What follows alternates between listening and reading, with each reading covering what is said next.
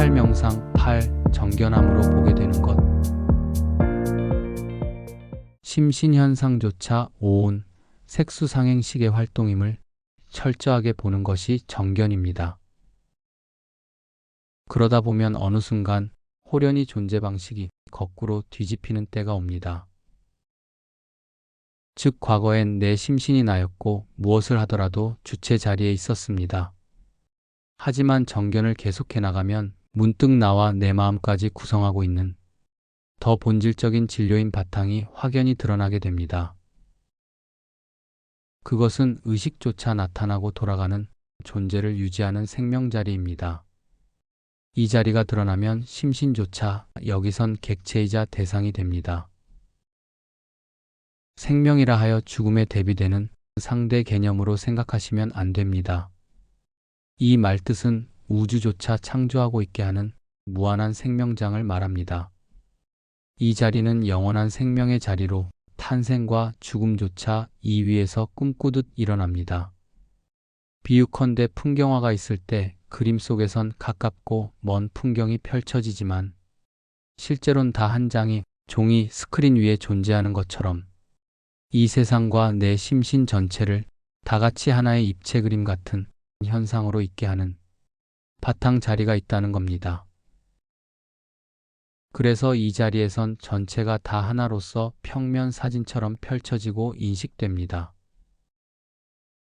그런데 신기한 것은 이 자리 전체가 분리할 수 없이 하나로 살아있어 이 자리가 나란 심신 현상을 통해 저절로 보고 듣고 느끼고 생각까지 한다는 겁니다. 과거엔 몸과 마음이 하는 줄 알았는데 이 자리를 보면 확 뒤집히게 됩니다. 정견하면 할수록 이 자리가 점점 더 생생해져서 마침내 이 자리가 주체가 되고 나머지는 다 그 위에 신기루처럼 붕 떠있는 환영처럼 보이기 시작합니다. 이렇게 되어야 진짜 정견 명상을 제대로 하고 있는 것입니다. 그렇게 되면 제대로 견성을 하는 거지만 거기까지 가는데 수많은 장애가 나타납니다. 즉 개체 마음이 끝까지 자기가 주체로 남아 이건가 저건가 먼저 찾으려 들고 심지어 자기가 묘한 느낌 하나를 붙들고 이거라고 고집까지 부립니다. 그런데 넘어가면 부산 가는데 대전이나 평택에서 하차하는 꼴이 됩니다. 그러므로 공부인은 항시 자기 안을 스스로 정견 점검하여 뭔가 생각과 느낌이 미세하게라도 남아있다면 그것까지 철저하게 쳐내야 합니다. 그것이 진짜 본래의 공자리와 하나가 되는 바른 지름길입니다. 정견을 어느 정도 하다 보면 내가 정견함이 아니고 본래 자리에 늘 정견의 눈이 항상 밝게 빛나며 깨어있음을 체험하게 됩니다. 그 무한 생명의 자리가 전체를 바다처럼 하나로 품으며 일체의 움직임 속에 즉하여 파도가 생생하게 나타나도 바다와 함께 함이 늘 여여하게 보여져야 합니다. 이것이 바르게 정견하는 법이며 정견을 통해 마침내 보고 만나는 자리입니다. 초견성을 했더라도 아직 자기 안에 에고 즉 심신활동을 나라고 여기는 망상심이 조금 남아서 마음속이 번잡하거나 알 듯 모를 듯 하다면 그걸 자기 동일시하지 말고 그 자체가 망상임을 더욱더 가열차게 정견해 나아가야 합니다.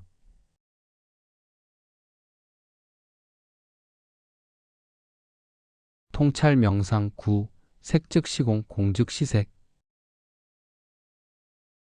색즉시공 공즉시색이란 말에서 가장 중요한 글자가 뭔지 아십니까? 그건 색도 공도 아닌 즉입니다. 이 즉자 하나에 엄청난 존재의 신비가 숨겨져 있습니다. 즉이란 말을 달리 말하면 둘이 아니다라는 말입니다.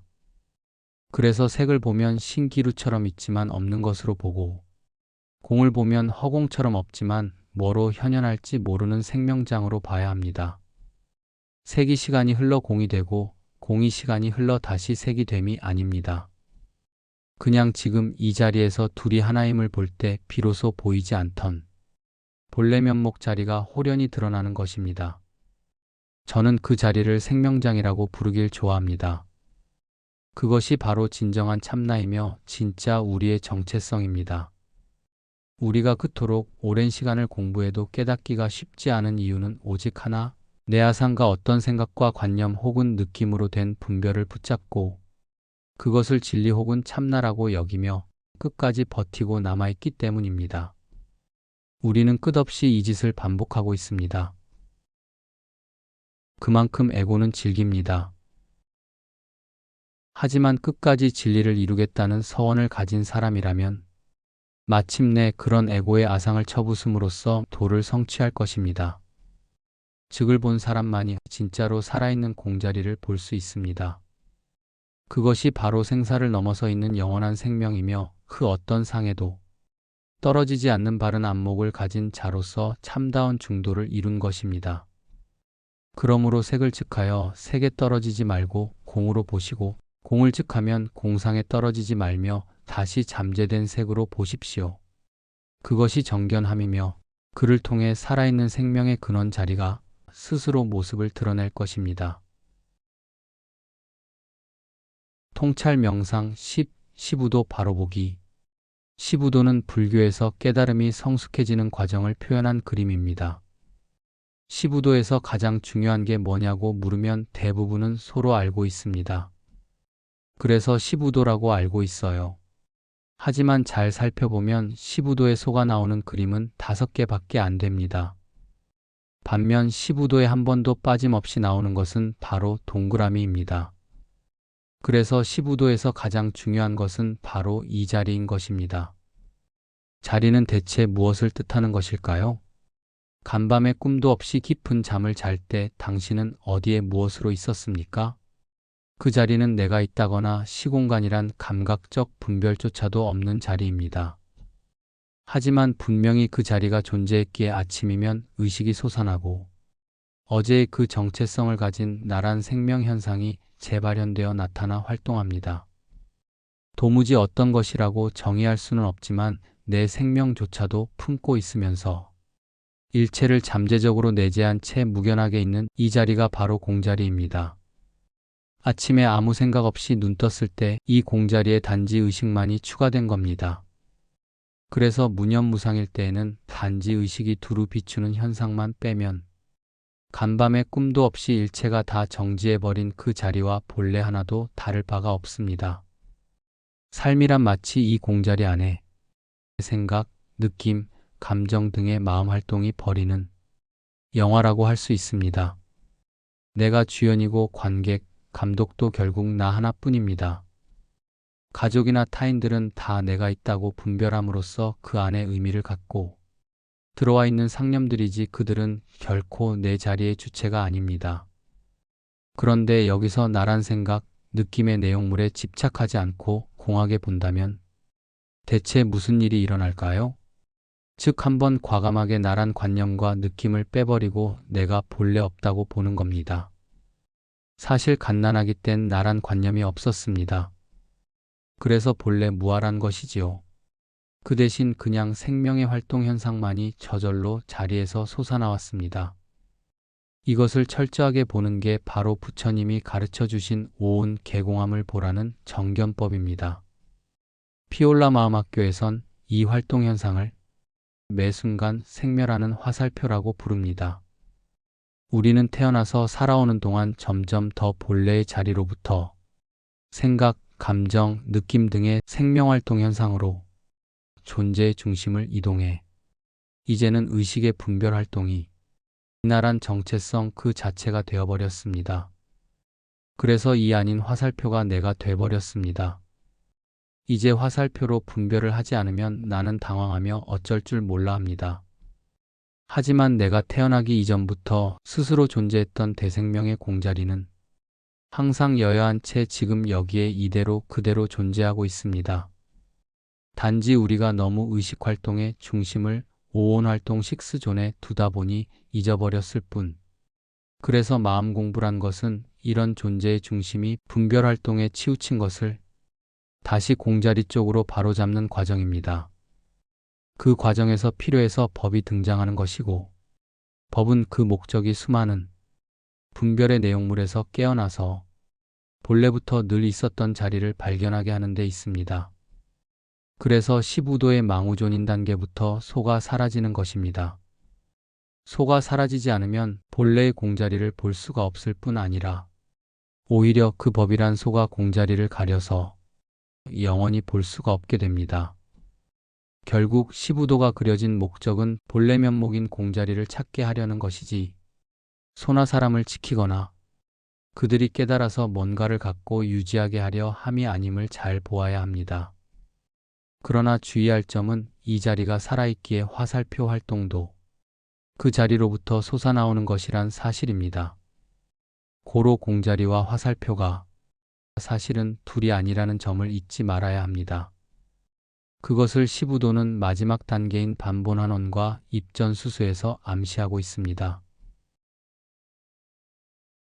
통찰명상 10일 공자리와 화살표의 관계.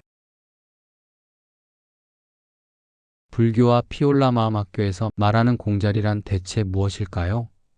우리가 편안하게 그냥 존재할 때 그게 바로 현존함이며 자리입니다. 그 자리에서 의식만 접히면 꿈도 없는 깊은 잠상태가 됩니다. 나란 현상은 없어지지만 그렇다고 나란 존재가 없어짐은 아닙니다. 알지 못할 뭔가가 잠 속에서도 나를 잠재적으로 유지하고 있기 때문입니다. 이 자리를 다르게 표현하면 부정할 수 없는 그냥 나 있음이며 세상이 절로 비춰져서 나타난 바탕이며 스스로 영원히 실제하는 존재이며 의도 없이도 항상 저절로 세상이 보고 들리고 느껴지는 지금 나란 현상입니다. 아무 노력이나 애씀 없이 있어도 나를 잘 살려주는 미지의 생명이며 무아임을 체험할 때조차 그 무아 체험을 하고 아는 배후의 알미입니다. 그 어떤 생각이나 느낌으로도 표현할 수 없으나 이 세상 일체가 다 이 자리를 의지하여 그 모습과 활동을 나타내고 있습니다. 이것은 지금 이 글을 읽는 나를 조용히 바라보는 침묵의 내적 시선이며 동시에 항상 나의 심신 상태를 잘 아는 항상 깨어있는 암 그 자체입니다. 이것은 무한한 무경계의 허공이며 마치 다른 차원에서 비추듯 일체를 비춰서 눈앞에 나타나게 하는 세상이란 동영상의 광원입니다. 그렇다면 화살표란 또 무엇일까요? 이것은 자리를 바다에 비유할 때 그 안 또는 표면에서 나타나고 활동하다 사라져가는 모든 안이비설신의 활동과 그로부터 빚어지는 일체의 생각, 감정, 느낌 등을 포괄적으로 말합니다. 한마디로 생명의 활동이자 그로 인해 나타나는 모든 변화입니다. 즉 공자리는 항상 바다처럼 여여하게 존재하는 데 반해 화살표는 항상 움직이며 파도처럼 제자리에 머물러 있지 않습니다. 그래서 우리는 생명의 활동이란 화살표 활동을 통해 본래 면목 자리가 그 배경에 있음을 아는 것입니다. 반야심경에선 안이비설신의와 색성향 및 촉법이란 말이 나오지만 여기에 행주자와 어묵동정까지 합치면 이것이 바로 화살표를 설명하는 법문입니다. 그렇다면 공자리와 화살표의 관계는 어떻게 될까요? 그것은 마치 바다와 파도의 분리 불가분한 관계를 보는 것과 같습니다.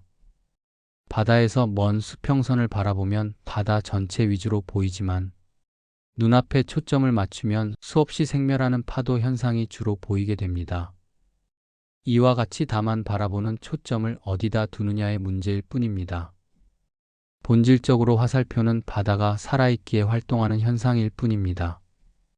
우리는 생각 분별로 자꾸 바다와 파도를 분리하지만 사실 둘은 분리할 수 없는 한 덩어리입니다. 그러므로 화살표가 곧 바다이며 바다가 곧 화살표로 살아 활동하면서 끝없이 자기를 드러내는 것입니다. 몸도 파도의 일부이며 모든 마음 활동도 그러합니다. 몸은 좀 길게 존속하는 화살표입니다. 그래서 깨어난 자의 삶은 우주 전체가 나를 산다고 말하는 것입니다.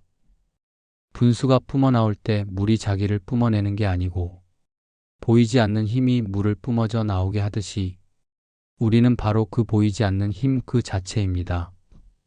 이것이 바로 공자리와 화살표의 관계입니다. 우리가 빨리 깨어나지 못하는 이유는 자꾸 분수의 물만 보기 때문입니다. 이것을 형상에 떨어져 모습만 따라가는 분별심이라 말합니다. 깨어나려면 그 물을 뿜어내는 그 힘을 보고 느껴야 합니다. 그것이 바로 생명입니다. 지금 그 자리가 참나로서 이 글도 읽고 또 생각도 하게 하고 있습니다. 평생을 일해왔으니 이제는 그만 생각하시고 단번에 이 힘을 보십시오.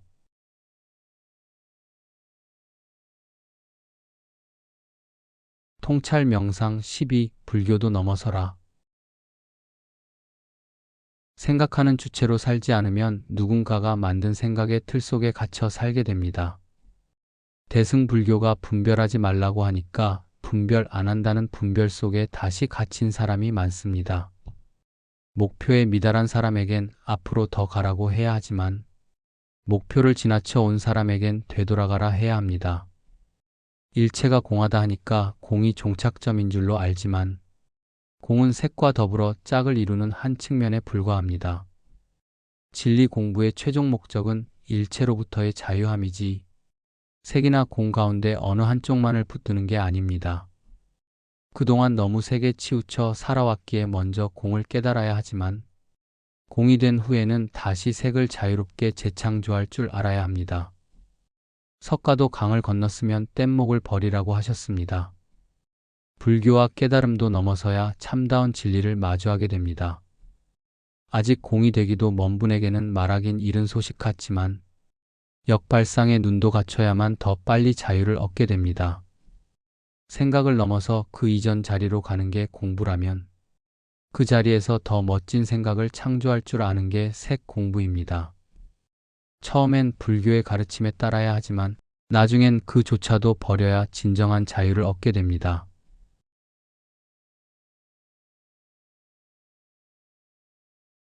통찰 명상 13. 펼친 우주와 접힌 우주. 마음자리에 깨나지 못한 자는 내 몸이 우주 속에서 살고 있다고 느낍니다. 하지만 깨어난 자는 우주 전체가 다 내 마음이 그렇게 보고 느끼는 가운데 마치 실제로 있는 것처럼 느껴지는 하나의 상임을 여실하게 봅니다. 우리는 카메라로 멋진 풍경 사진을 찍고는 아름다운 경치에 감탄을 하지만 사실 그 사진은 평면 위에 색채들이 배합되어 나타난 상에 불과합니다. 그래서 금강경에서는 일체가 다 공하다고 말하는 겁니다. 다른 종교는 이렇게 과학적으로 치밀하게 현실을 분석하지 않은 채 그저 모든 눈에 보이는 환상들을 실제하는 것처럼 인정합니다. 그러다 보니 결국 꿈 같은 환상 세계 속에서 깨나지 못한 채 어쩌자고 하는 것입니다. 이 도리를 깨치면 결국 우주와 세상 전체가 다 내 마음이 만든 상이라 환영 같으며 그래서 마치 음악처럼 있기는 하나 붙잡을 수 없고 곧 사라져버리는 공성의 환영 같은 투사체들임에 깨나게 됩니다. 그래서 우주는 곧 마음이 그렇게 있다고 보는 환영이기에 결국은 마음이 곧 전체여 우주 자체라고 말하는 것입니다. 사람들이 자꾸 헷갈리는 것은 자기가 잠 잘 때의 세상은 사라지지만 잠 안 자는 사람들에겐 그대로 남아있지 않는가 하는 생각 분별에 속아서입니다. 왜 속았다고 하냐면 다른 사람들이란 존재조차도 다 내 마음속에 잠시 나타나 있는 상들에 지나지 않기 때문입니다.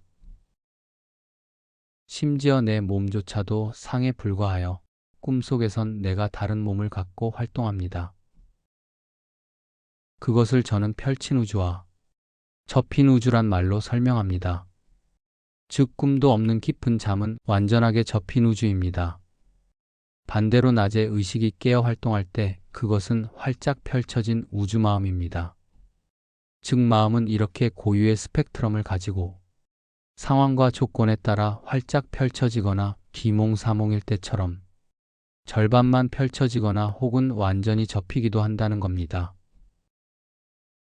우린 죽으면 끝이라 생각하지만 접힌 우주는 또다시 펼쳐집니다. 마치 깊이 잠들어도 잠 속에서 마음이 꿈으로 나타나서 활동하듯이 본래 마음은 이렇게 우주 이전의 실제이며 그래서 신이라 합니다. 마음이 완전히 다 펼쳐질 때 우리는 근원, 원인, 정신, 상념, 기운, 오온, 그리고 육체란 7가지 스펙트럼 속에서 부분적으로 혹은 전체로 다 나타나 활동하는 현상 그 자체입니다. 이것이 인간의 정체입니다. 이 도리만 아시면 본래 면목 마음의 정체를 쉽게 아실 수 있습니다. 그리고 이 7가지 본래 면목의 스펙트럼을 무지개 몸이라고 합니다. 무지개 몸이라니, 이 얼마나 아름다운 표현입니까? 우리는 있는 그대로 이렇게 이미 경이롭고 신비한 존재입니다. 당신이 깨어나지 못했다 함은 이 무지개 몸 중 어느 하나를 붙들고 그것을 자기라고 여기는 생각, 느낌에 속아서 무지개 전체인 진정한 자신을 바로 보지 못했기 때문입니다. 당신은 이미 진리 그 자체인 본래 마음이며 이 마음은 항상 7가지 스펙트럼으로 언제든지 자유롭게 현현할 수 있건만 미혹 망상 때문에 스스로 자기의 진면목과 능력을 알아보지 못할 따름입니다. 당신이 곧 살아있는 우주마음 전체이며 동시에 경이로운 무지개 몸 그 자체입니다. 이제는 나는 죽을 몸이다란 긴 꿈에서 깨어나 자유롭게 젖고 펼치는 나비 같은 우주마음 그 자체로 거듭납시다. 통찰 명상 14. 항상 새롭고 신선하다. 해오가 아닌 확철 대오를 하면 눈앞이 전부 항상 찬란하게 살아있는 한 생명의 바다이자 그 경이로운 활동이 됩니다. 그 순간부터는 눈앞에 늘 고요하고 장대한 평화와 기쁨, 환희와 지복이 넘치는 삶이 펼쳐지게 됩니다. 왜냐하면 거기엔 과거의 나를 지키고 유지하는 에고가 더 이상 없기 때문입니다. 일상을 해석하고 채점 분별하는 그 에고심이 버티고 있기에 비슷하게 반복되는 삶 속에서 지루해하고 권태를 느낄 뿐입니다. 진짜 깨어난 자는 에고가 더 이상 과거처럼 활발하게 작동하지 않으므로 그런 묵은 프로그램으로부터 벗어나 활짝 해방됩니다. 과거 내가 분해되어 헛개비로 발각되었기에 더 이상 그런 삶에 갇히지 않은 채 본래의 순수의식이 빛나는 매 순간을 살아갑니다. 만약 스스로 깨어났다면서 제 삶이 이렇지 않다면 아직도 미세하게 에고가 살아남아서 분별을 하는 번뇌 망상의 베일 속에 갇혀 있는 것입니다. 즉, 아직도 뭔가 분별하는 생각이 자기를 지배하는 영향권 속에 있는 것입니다. 그러므로 공부인은 항상 자기의 내면이 지금 어떤지 깨어 있어야 합니다. 이것이 바로 정견을 통해 안목이 더 밝아지고 깊어지는 것입니다. 초견성을 하고도 아직 견성으로 나아가지 못하는 가장 큰 이유는 바로 이것, 즉 아직도 미세한 자기 분별 속에 사로잡혀 있기 때문입니다. 특히 불교 수행자들이 워낙 색즉시공을 많이 접하다 보니 이런 증세를 많이 보입니다. 일체가 다 공하다고 자꾸 허무감과 허탈감에 빠지는 것입니다. 하지만 그런 경험은 공에 대한 미세한 자기 분별 망상에서 옵니다.